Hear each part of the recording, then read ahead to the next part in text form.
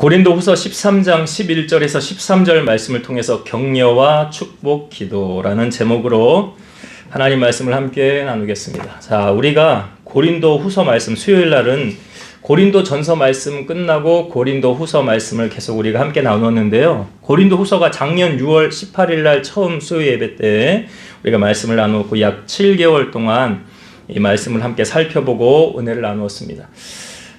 이렇게 제가 설교를 준비하면서 앞부분에 고린도서 말씀을 이렇게 다시 한번 이렇게 봤어요. 그랬더니 참 주옥 같은 말씀, 참 우리에게 힘이 되는 말씀, 생명이 되는 말씀이 참 새롭더라고요. 또 보니까 은혜가 되는 말씀이 또 있구나. 여러분들 시간 되시면 또 한번 이렇게 보세요. 좋은 말씀들이 너무나 많이 이렇게 감추어진 보물과 같은 그런 말씀들을 우리가 함께 나누었구나라는 생각이 들었습니다. 바울이 고린도 교회를 향하여 그 첫 번째로 썼던 편지가 바로 고린도 전서죠. 고린도 전서는 3차 선교 여행 기간 에베소 지역에서 머물면서 사도 바울이 고린도 전서를 썼습니다. 그리고 약 1년 뒤에 사도 바울이 이제 2차로 그 고린도를 방문하게 되는데, 그때 방문했을 때 두 번째 방문은 우리가 앞부분에 고린도후서 1장, 2장 여기 부분에서 나누었는데 별로 좋은 성과를 거두지 못하고 큰 혼란, 또 대적자들로부터 수모와 이렇게 아픔을 당하고 배척을 당한 뒤에 사도 바울이 돌아오게 됩니다. 그 돌아오게 나서 사도 바울의 마음이 너무 아파서 편지를 쓰죠. 그게 무슨 편지냐면 눈물의 편지, 준엄한 편지라고도 해서 어떻게 보면 격려의 내용보다는 책망과 훈계에 관한 편지를 디도편으로 사도 바울이 전하게 됩니다. 그 사도 바울이 디도편의 편지를 전하고 난 다음에 이제 디도가 그 편지를 전달했을 거 아니에요? 그리고 나서 고린도 교인들이 어떠한 반응을 보였는지 돌아오기까지 상당히 궁금했겠죠. 나중에 디도가 돌아와서 어떤 소식을 전하냐면 그들이 그 편지의 내용을 보고 고린도 교인들이 회개하고 돌이켰습니다. 그런 기쁨의 소식을 안고 디도가 돌아오게 됩니다. 그리고 나서 그 내용을 접한 후에 다시 쓴 편지가 바로 고린도 후서입니다. 그리고 사도 바울이 그 다음에 고린도 후서를 쓰고 나서 내가 이제 세 번째 너희에게로 갈 것이다 라고 우리가 13장에 보면 이제 1절에 이렇게 기록되어져 있었죠. 아직 가지는 않았지만 내가 세 번째 너희에게 갈 것이니라. 바울은 고린도 교인들을 향한 그 영원 사랑하는 마음이 컸습니다. 아마 그런 마음이 없었다면 이런 서신을 쓸 이유도 없었을 것이고, 그로하여금 주를 기쁘시게 함으로 그리스도의 심판대 앞에 섰을 때 하나님께로부터 칭찬받고 천국에 입성하기를 원하는 마음을 가지고 이 고린도 서신을 쓴 것을 우리는 알 수 있습니다. 사도 바울은 구원의 확신이 있었고요. 천국에 대한 소망을 갖고 사역을 했습니다. 그래서 사도 바울은 우리의 시민권은 어디에 있다고 말하죠? 하늘에 있느니라 그러잖아요. 천국에 있느니라. 그가 이렇게 확신을 갖고 이야기하는 이유는 우리가 앞에서 살펴보았습니다. 고린도전서 12장에 사도 바울은 자기가 14년 전에, 그러니까 회심하고 나서 14년 뒤에 셋째 하늘을 올라갔다 온 것을 우리가 말씀을 나눴죠. 이때 사도 바울은 바울의 침묵 기간이었다고 그랬죠. 그가 주님을 만나고 막 활발하게 사역을 하는 그때가 아니었습니다. 하나님 앞에 쓰임받기 전에 광야 생활 훈련을 받는 시기였어요. 그때 하나님께서는 사도 바울로 하여금 성령의 인도함을 받아 저 하나님의 나라 천국을 다녀오는 환상을 보게 됩니다. 그걸 셋째 하늘에 다녀왔노라 라고 말하잖아요. 자, 사도 바울이 셋째 하늘을 갔다 와서 무엇을 봤을까요? 아마 천국과 지옥이 있는 것을 확실하게 보았을 것이고요. 그가 확신하는 한 가지는 뭐냐면 생명책을 보고 왔다는 거예요. 빌립보서 4장 3절 보면 또 참으로 나와 멍에를 같이 한 내게 구하노니 복음에 나와 함께 힘쓰던 저 여인들을 돕고 또한 글레멘도와 그 외에 나의 동역자들을 도우라. 그 이름들이 생명책에 있느니라.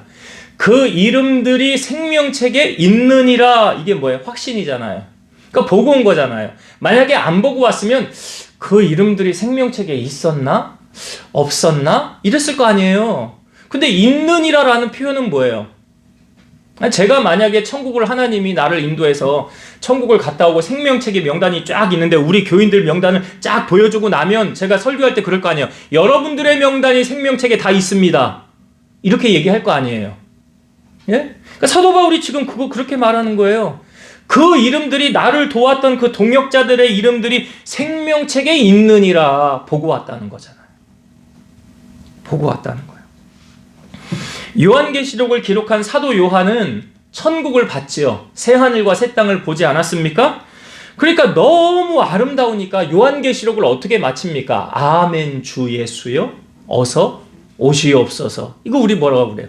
마라나타. 이렇게 끝나잖아요. 요한계시록이. 그건 뭘 말합니까? 천국을 봤다는 거잖아요. 천국을 봤다. 그러니까 이거는 허구가 아닌 실제적인 문제다. 우리의 영혼이 끝나고 이 땅에서 삶이 끝나면 우리의 육신은 흙으로 묻힐지 모르나 우리의 영혼은 하나님 앞에 가고 나중에 주님이 재림하시면 우리의 육도 그때 다시 같이 부활한다라는 거잖아요. 그러니까 제가 말씀드려요. 천국과 지옥은 영혼만 가는 게 아니라고요. 육이 같이 가는 걸 나중에 부활하면. 그러니까 지옥에서 고통을 받을 때 그랬잖아요. 영혼이 무슨 고통을 받아요? 근데 영혼이 고통받는 게 아니라 육을 입었기 때문에 고통을 받는 거라고요. 그러니까 육이 같이 가는 거라고요. 그러니까 이 천국과 지옥이 있음을 확실하게 알고 사도 바울은 지금은 구원을 받을 만한 때잖아요. 지금은 은혜 받을 만한 때잖아요. 성경은 지금에 약속하고 있어요. 우리가 몇 주 전에 말씀을 나누었는데 세 가지 가장 중요한 거 뭐라고 그랬죠? 또 다 잊어버린 건 아니지 그새. 세 가지 가장 중요한 거 뭐라고 그랬어요? 응? 생각이 안 나요? 감사합니다. 저로 하여금 다시 써먹게 해주셔서 감사합니다. 세 가지 금, 예, 생각나는 거. 지금, 소금, 황금. 그래. 지금, 소금, 황금. 그렇잖아요. 근데 거기 뭐 황금이야 돈이니까 귀하고 소금이야 음식 만들 때 없으면 옛날에는 이게 돈의 가치를 했잖아요. 그리고 지금이라는 말은 시간이 곧 뭐예요? 돈이래요. 시간이. 그래서 지금은 구원받을 만한 때요. 지금은 구원의 날이로다. 지금의 성경이 주목하고 있어요. 아예 나 나중에 예수 믿을게요. 나중에 언제요? 몰라요. 주님이 뭐 나중에 오신다고 그랬나? 언제 도둑같이 오신다고 그랬는데 아무도 모르는데. 그러니까 다른 보험은 못 들어도 제가 그냥 천국 보험은 꼭 들어놔라. 천국 보험 꼭 들어놔야지. 다른 건 못 들어도. 천국 보험 드는데 돈 들어갑니까? 돈 안 들잖아요. 아니 뭐 면죄부 사듯이 얼마를 내야 구원받는다 그런 거 아니잖아요. 그냥 예수님 믿기만 하면 구원받는 거잖아요. 이게 돈 들어갑니까? 돈 안 들어가요. 그냥 믿기만 하면 돼요. 그러니까 돈으로도 못 가요. 하나님 나라. 힘으로도 못 가요. 하나님 나라. 거듭나면 가는 나라. 하나님 나라. 믿음으로 가는 나라. 하나님 나라. 예수님 나의 구주로 믿기만 하면 가는데 그게 뭐가 어렵다고. 그게 뭐가 어렵다고. 근데 그 구원의 때가요. 우리에게 기회가 있어요. 방주로 심판할 때도 물로 심판할 때도 방주를 짓는 기간 120년 안에 유예 기간을 줬잖아요. 120년 안에 돌이켜라. 아무도 안 돌이켰어요. 그렇죠? 방주 다 만든 다음에 노아가 이제 들어오십시오 그러잖아요. 방주로. 들어왔어요? 안 들어왔어요? 사람들이? 안 들어왔어요. 노아하고 노아의 아내하고 세 아들하고 세 며느리하고 8명 겨우 8명 구원받았다고요. 지금도 마찬가지라는 거죠. 노아의 때와 같이 인자의 임함도 그러하니라. 그러니까 여러분 언제까지 주님이 기다리실지는 아무도 모르는 거예요. 그러나 우리가 기회가 있을 때 그 기회를 잡아야 되는 거죠. 기회가 있을 때. 그래서 슬기로운 5 처녀가 늘 기름 등불을 준비한 거 아닙니까? 신랑이 언제 올지 모르니까 준비한 거잖아요. 사도 바울은요. 그래서 한 사람의 낙오자도 없이 모두 다 구원을 얻기를 소망했어요. 그래서 사도 바울이 유대인에게는 내가 유대인과 같이 된 것은 유대인을 얻고자 하며 이방인에게는 이방인같이 된 것이 이방인을 얻고자 하며 율법 없는 자에게 내가 율법 없는 자처럼 된 것은 그들을 얻고자 하며 약한 자에게 내가 약한 자처럼 된 것은 그 약한 자를 얻고자 함이라. 아무쪼록 몇 사람이라도 구원을 얻기 위해서 구원받게 하기 위해서 그렇게 했더라. 사도 바울은 지금 고린도후서 마지막 부분에도요, 고린도 교인들을 향하여서 영혼 사랑하는 마음이 그에게 있는 것을 보여주고 있는데, 그들로 하여금 다 구원함을 얻기를 원했어요. 제가 이 부분은 안 읽었지만 한번 보겠습니다. 고린도후서 13장 6절과 7절의 말씀 볼게요. 고린도후서 13장 6절과 7절. 우리가 버림받은 자 되지 아니한 것을 너희가 알기를 내가 바라고, 우리가 하나님께서 너희로 악을 조금도 행하지 않게 하시기를 구하노니, 이는 우리가 옳은 자임을 나타내고자 함이 아니라 오직 우리는 버림받은 자 같을지라도 너희는 선을 행하게 하고자 함이라. 그러니까 이 초점이 누구에게 맞춰져 있냐면 사도 바울 자신에게 맞춰져 있는 것이 아니라 그 고린도 교인들에게 초점이 맞춰져 있는 것을 알 수가 있죠. 그러니까 나는 버림받을지라도 너희는 버림받는 자 되지 않기를 원하노라. 이게 뭐냐면 내가 혹 구원을 못 받는다 할지라도 너희는 구원받은 자 되기를 내가 원하노라 이거예요. 사도 바울이. 그러니까 그 말이에요. 너희들은 꼭 구원받는 자의 반열에 이르기를 원하노라. 그러니까 여러분, 이 사도 바울의 구원의 열정이 사실은 다메섹에서 변화되고 난 다음에 주님이 아나니아를 통하여 하셨던 말씀, 이 사람은 이방인과 임금들과 이스라엘 자손들에게 내 이름을 전하기 위하여 택한 나의 그릇이라 그러잖아요. 주님이 택하셨대잖아요. 뭐 하려고 택하셨어요? 주의 이름을 전하려고. 그러니까 예수님의 마지막 유언이 사도행전 1장 8절이잖아요. 오직 성령이 너희에게 임하시면 너희가 권능을 받고 예루살렘과 온 유대와 사마리아 땅끝까지 이르러 내 증인이 되리라. 그게 예수님의 유언이거든요. 그러니까 예수님의 유언 따라 살았던 사람이 사도 바울이에요. 우리 잘 아시지만 마태복음 6장 33절, 그런즉 너희는 먼저 그의 나라와 그의 의를 구하라. 그리하면 이 모든 것을 너희에게 더하시리라. 먼저 하나님이 우리에게 요구하신 거 있대요. 그 나라와 그 의를 구하는 것. 이게 뭐 영혼 구원 아닙니까? 교회를 세워나가는 거 아닙니까? 하나님의 영광을 높이는 건 아닙니까? 그렇게 하면 모든 것을 더하여 주신다. 우리가 천국을 아직 가지는 않았지만 천국에 가면 뭐 이런 상급에 대한 가치를 하나님이 매기실 거죠. 그런데 천국에서 가장 큰 상급을 받는 사람은 어떤 사람이냐? 이게 꼭 정답은 아닌데 거의 맞을 거예요. 천국에서 가장 큰 상급을 받는 사람은 순교자들이 첫 번째. 예수님을 위해서 목숨을 내어놓은 사람들. 그냥 이 순교자라는 개념이 내 수완 연수가 다해서 자연히 죽는 그거 말고요. 예수님 믿다가 고난 당하고 핍박 받다가 죽음에 이르는 것. 이게 순교예요. 그러니까 천국의 가장 큰 첫 번째 상급을 받는 사람들은 순교자들. 그러니까 요한계시록에 나오잖아요. 요한계시록의 배경이 그거 아니에요? 도미티안이 내가 신이다. 나를 섬겨라.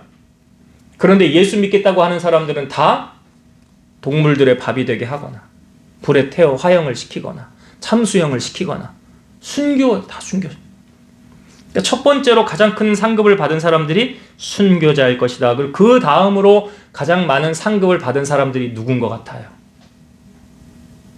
생각을 별로 안 해보셨죠? 전도 많이 한 사람, 영혼 구원한 사람. 아마도 그런 의미에서 보면 사도 바울이 천국에서 상을 가장 많이 받지 않을까요? 왜? 순교했죠. 그리고 그가 복음 전한 사람들, 교회를 얼마나 세웠습니까? 1차, 2차, 3차 로마 서바나까지요. 하나님께서 우리를 이 땅에 아직 거하게 하신 이유는 뭘까요? 왜 나를 이 땅에 존재하게 하셨을까요? 여기서 지금 우리로 하여금 천국 상급 쌓으라는 거죠. 그리고 내가 너에게 준 사명을 감당하라 이거예요. 분명 나중에 계산할 날이 온다는 거예요. 정산할 날이 온다는 거예요. 그때 우리는 주님께로부터 여러분 어떤 말을 듣고 싶습니까? 내가 지금 이곳에서 행한 결과를 하나님 앞에 가서 듣게 된다는 사실. 바울은 그것을 알고 있었습니다. 그래서 늘 교회를 염려하며 생각하고요. 어떻게 하면 한 영혼이라도 구원을 얻게 할까? 바울의 초점은 바로 여기에 있었어요. 바울은 고린도 교회를 향하여 이제 마지막 결론의 말을 하고 있습니다. 그래서 오늘 우리가 읽은 본문에 보면 마지막으로 말하노니 이렇게 말하잖아요. 마지막으로 말하노니. 그게 오늘 우리가 읽은 11절부터 13절까지의 말씀인데요. 여기 고린도 교인들에게 이제 격려하고 권면하는 7가지의 내용을 소개하고 있습니다.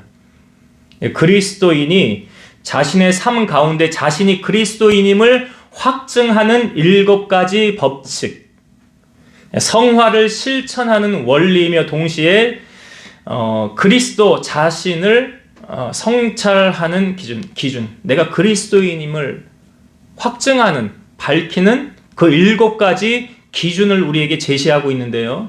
자, 그 말씀을 한번 보면서 그 7가지를 나눠보도록 하겠습니다. 먼저 11절의 말씀을 제가 다시 한번 볼게요. 마지막으로 말하노니 형제들아 기뻐하라. 온전하게 되며 위로를 받으며 마음을 같이하며 평안할지어다. 또 사랑과 평강의 하나님이 너희와 함께 계시리라. 거룩하게 입맞춤으로 서로 문안하라. 여기 6가지가 포함되어 있거든요. 첫 번째 무엇이겠습니까? 제일 먼저 나오죠. 마지막으로 말하더니 형제들아 뭐하라? 기뻐하라. 기뻐하라. 그러니까 그리스도인의 첫 번째 삶의 자세 뭐예요? 기뻐하는 거예요. 근심하지 말고 기뻐하는 거예요. 여러분 기뻐하라 들으니까 생각나는 거 없습니까? 하나님께서 우리를 향한 하나님의 뜻. 항상 기뻐하라. 첫 번째로 나오잖아요. 이게 하나님이 우리를 향한 하나님의 뜻이에요. 내 뜻이 뭔지 아니? 너희들이 기뻐하는 거란다 이거예요. 우리 웃는 얼굴에 침 못 뱉는다라는 말 있잖아요. 그렇죠? 웃는데 어떻게 침을 뱉겠습니까? 어떤 사람이 미국으로 이민을 갔는데 교회를 정해야 되는데 교회를 정하지 못했어요. 그래서 경찰관에게 물었어요. 내가 이민을 왔는데 교회를 정하려고 합니다. 어떤 교회 가면 좋겠습니까? 그러니까 어떤 경찰관이 저 교회를 가십시오. 그래. 왜 저 교회를 이렇게 추천하는 것입니까? 물었더니 경찰관이 하는 말이 제가 저 교회 교인들을 보니까 교인들이 나올 때 다 웃으면서 나옵디다. 그러니까 가면 당신도 그렇게 되지 않겠습니까? 그거래요, 이유가. 그러니까 교인들의 얼굴에 항상 천사와 같이 항상 웃으며 기쁘게 다니니까 그게 경찰관이 보기에 좋았다는 거죠. 역으로 교회를 갔다 왔는데 얼굴에 표정이 근심이 가득하고 수색이 가득하다면 경찰관이 저 교회 가십시오라고 추천했을까요? 하겠어요, 여러분이 경찰관이라면? 안 할 거 아니에요. 그러니까 하나님의 자녀가 항상 기뻐하며 사는 건 이게 하나님 뜻이래요.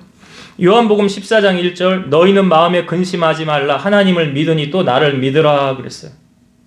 근심하지 말라 그랬어요. 우리가 기뻐하기 위해서 여러분 꼭 해야 되는 게 있어요. 뭘까요?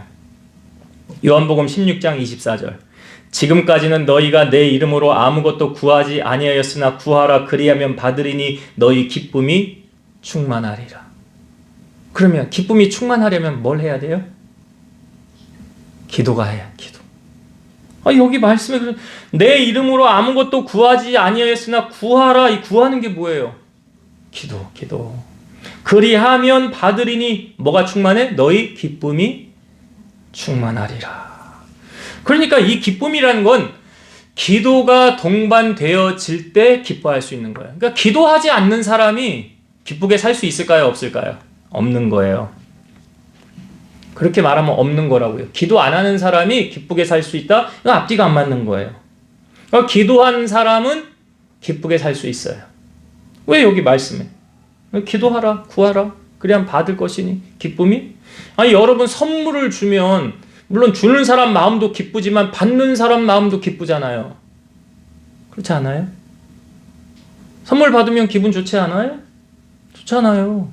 웃음이 나잖아요, 입가에. 그런 것처럼 주님이 말씀하시는 거예요. 그렇기 때문에 우리가 기뻐하는 삶을 살려면 꼭 해야 되는 게 뭐냐? 기도해야 된다. 기도가 동반되어질 때. 그러니까 야고보 기자 말하잖아요. 너희 중에 고난 당하는 자가 있느냐? 그는 뭐예요? 기도할 것이요.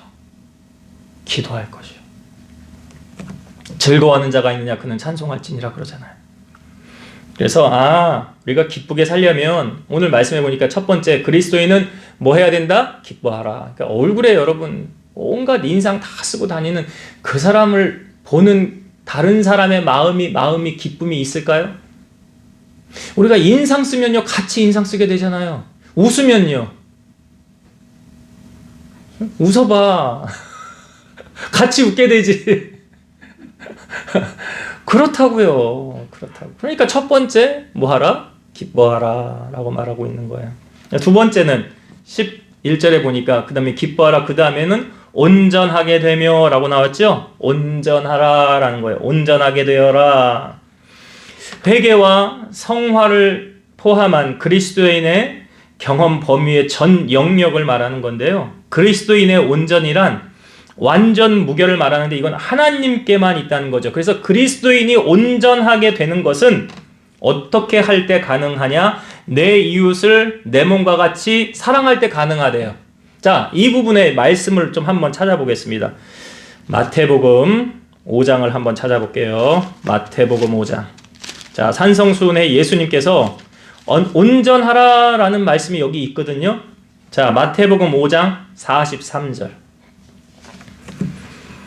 마태복음 5장 43절. 자, 신약 페이지 수로 7페이지. 자, 마태복음 5장 43절부터 읽어볼게요.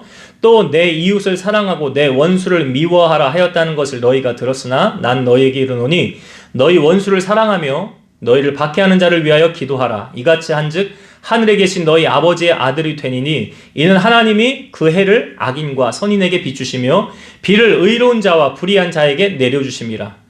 너희가 너희를 사랑하는 자를 사랑하면 무슨 상이 있으리요? 세리도 이같이 아니하느냐? 또 너희가 너희 형제에게만 무난하면 남보다 더하는 것이 무엇이냐? 이방인들도 이같이 아니하느냐? 그러므로 하늘에 계신 너희 아버지의 온전하심과 같이 너희도 뭐하라? 온전하라. 그러니까 어떻게 할 때 온전하게 되어진다는 거예요? 그 앞부분에 있는 말씀. 너희가 너희를 사랑하는 자만 사랑하면 무슨 상이 있겠냐?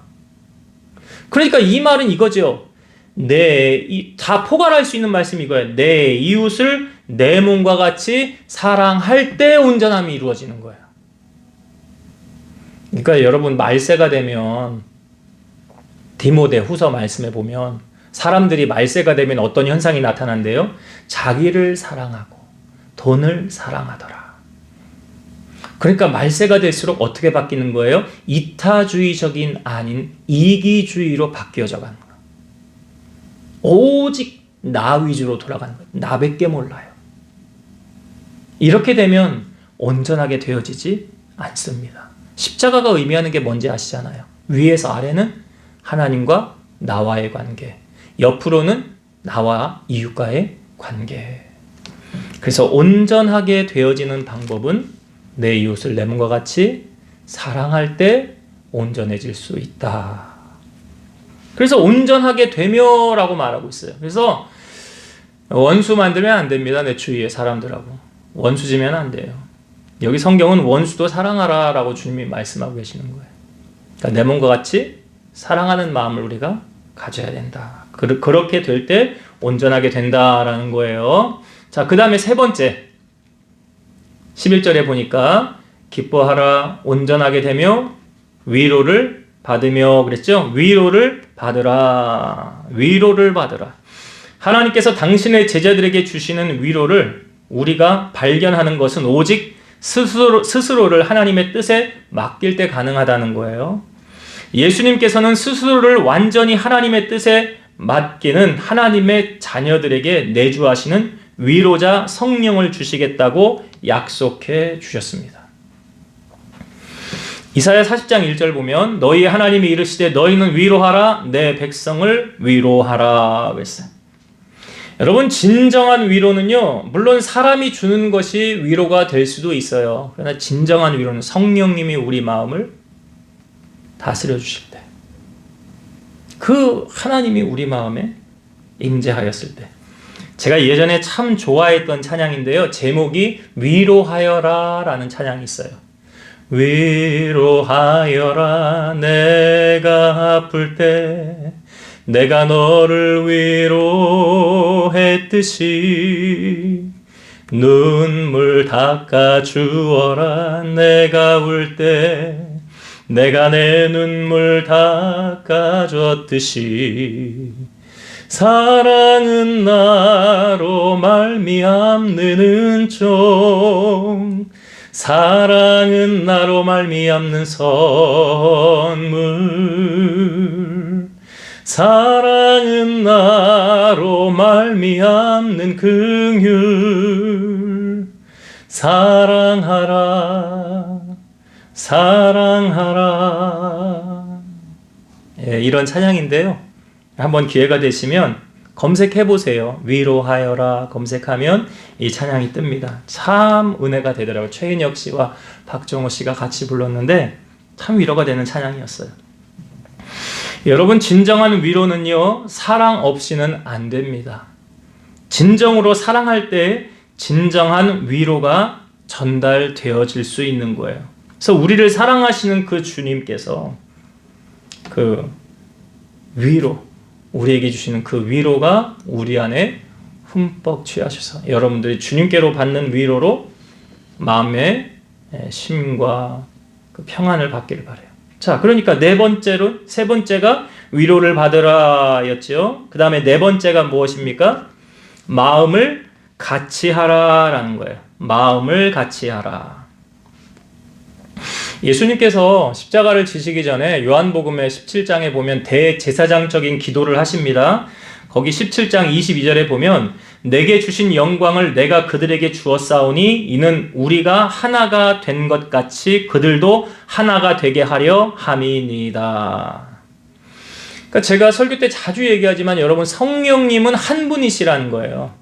그 말은 뭘 말하냐면 성령의 사람은 어디를 가나 하나가 되게 한다는 거예요.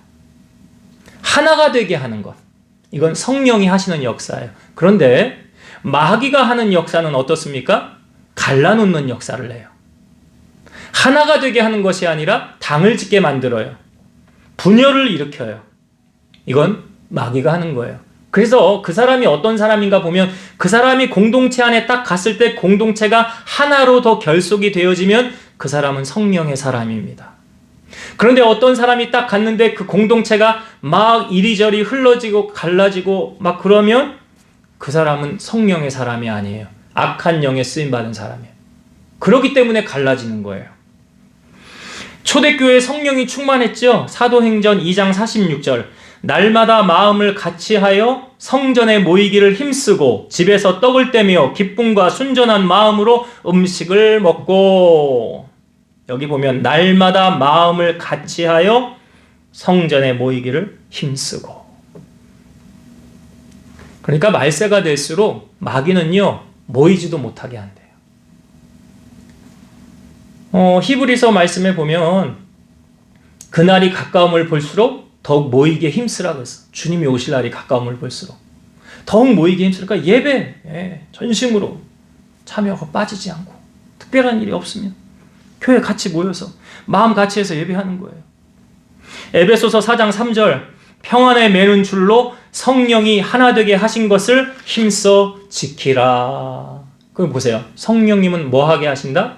하나 되게 하신다. 마귀는요 갈라지게 하더라.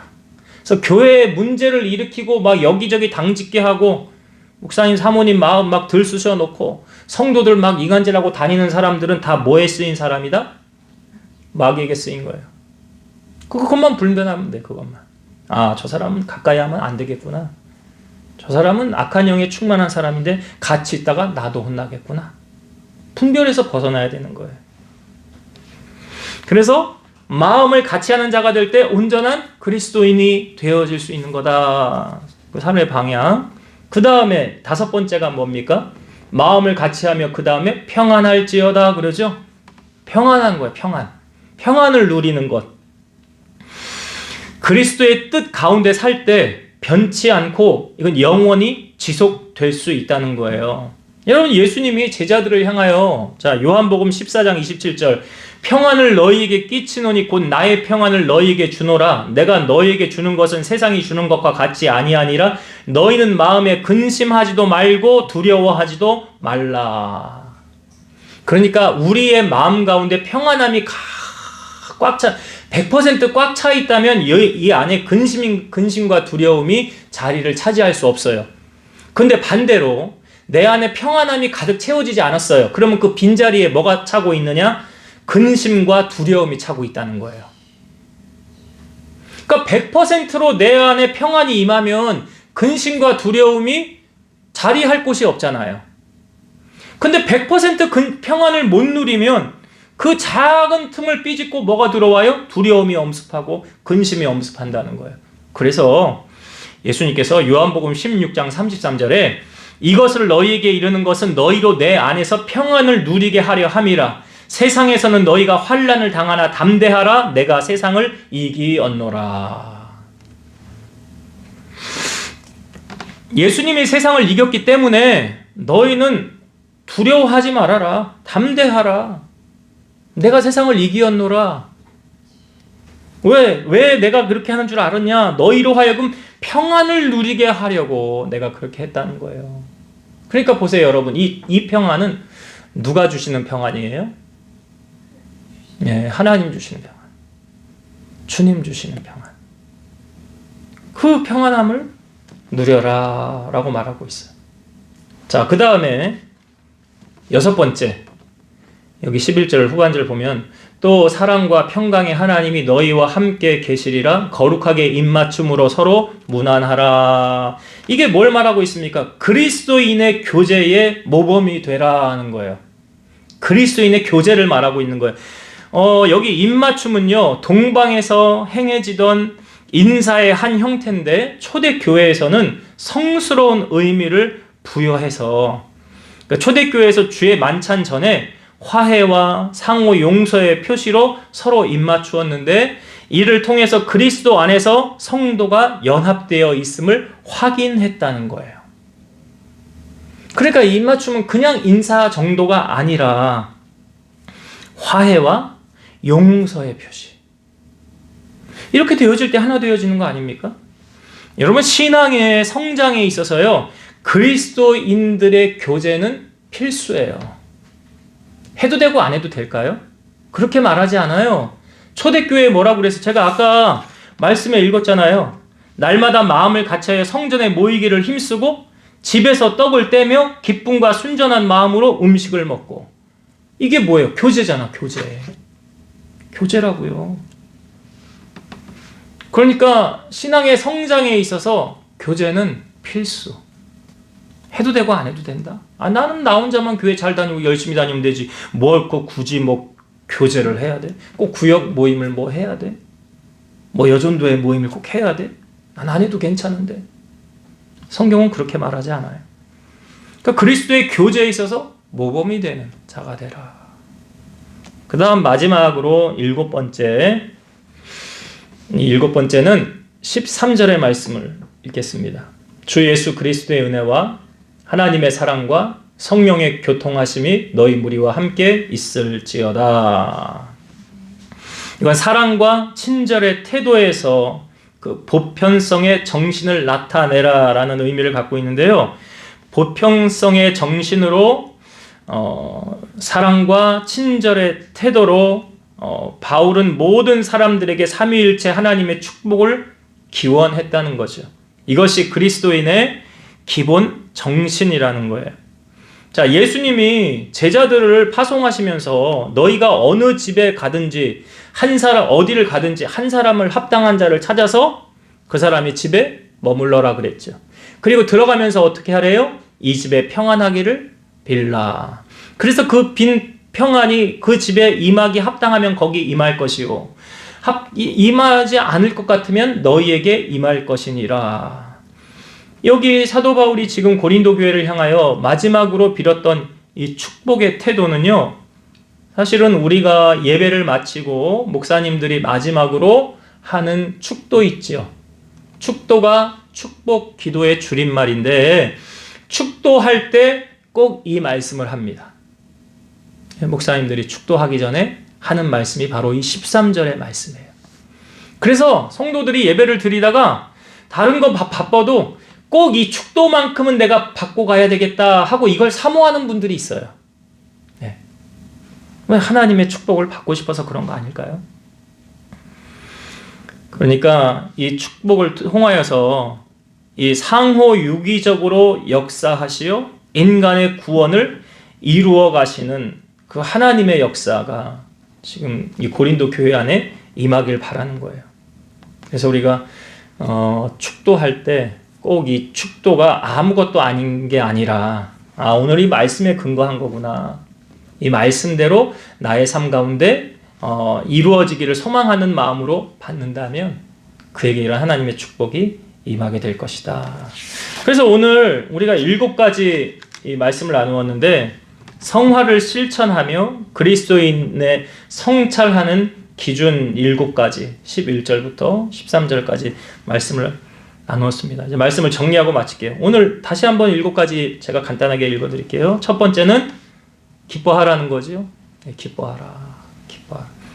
근심하지 말고 주님이 세상을 이겼으니 기뻐하라. 그리고 기쁨의 삶을 살기 위해서 꼭 동반되어지는 게 뭐예요? 기도라는 거예요. 기도한 자가 기뻐할 수 있는 거예요.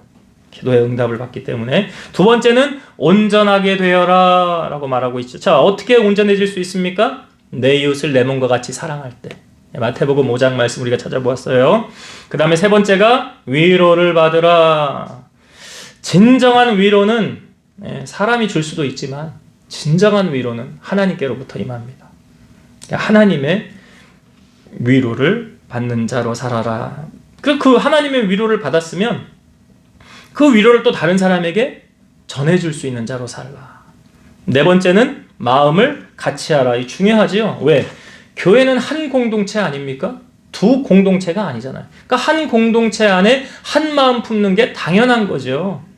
그래서 마음이 하나 되는, 이거는 성령의 역사. 그러나 마음이 갈라지고 나뉘어지는 것은 악한 영의 역사다. 그래서 교회가 하나 되기에 힘써야 된다. 다섯 번째는 평안하라라는 거예요. 예수님이 세상을 이겼기 때문에 우리로 하여금 평안할 수 있도록 주님이 그렇게 역사해 놓으신 거예요. 그래서 우리가 주님이 세상을 이긴 그 믿음, 내가 세상을 이기었노라, 너희는 담대하라 그랬잖아요. 그리고 평안하라, 평안을 누리게 하려 함이라고 했으니 주님의 평안을 누리는 자로 살고, 여섯 번째 그리스도인의 교제의 모범이 되어라. 입맞춤의 의미가 단순한 인사가 아니라 그리스도 안에 화해와 상호 용서의 표시였다는 거죠. 그래서 그리스도의 교제의 모범이 되라. 마지막으로 일곱 번째가 사랑과 친절의 태도로서 보평성의 정신을 나타내라. 하나님의 사랑, 우리를 통하여 나타내는 삶을 살라라는 것입니다. 이렇게 우리가 삶을 통하여서 우리가 믿음을 검증할 수 있는 게 두 가지라고 그랬잖아요. 주일날 말씀에. 행함과 말이라고 그랬잖아요. 그걸 통해서 그 사람의 믿음을 나타낼 수 있는 거니까 우리가 이렇게 삶을 통하여서 그리스도인의 정체성을 가지고 하나님의 영광을 높이며 살아가는 여러분 다 되시기를 주의 이름으로 축원드립니다. 기도하겠습니다. 사도 바울은 한 영혼이 정말 천하보다 귀하다는 마음을 가지고 주님께서 마지막으로 주신 사명, 또 복음의 빚진 자로서 한 영혼을 구원하기 위하여 자기의 생애를 모두 바친 자였습니다. 그렇게 주님의 복음을 전하다가 기쁨의 삶을 살다가 하나님의 나라를, 그는 순교를 당하며 주님의 나라 갔는데, 오늘 고린도 교회를 향하여 마지막으로 그가 그리스도인으로서 너희들이 이 땅에서의 정체성을 가지고 살도록 이것을 우리에게 당부해 주었습니다. 우리 사랑하는 성도들, 오늘 이 말씀 우리가 흘려보내지 말고 우리 가슴에 잘 새겨서 그리스도인답게 세상 속에서 당당하게 살아갈 수 있도록 이 말씀을 실천하며 살아가는 우리 성도들 다 되게 하여 주옵소서. 예수님의 이름으로 기도드리옵나이다. 아멘.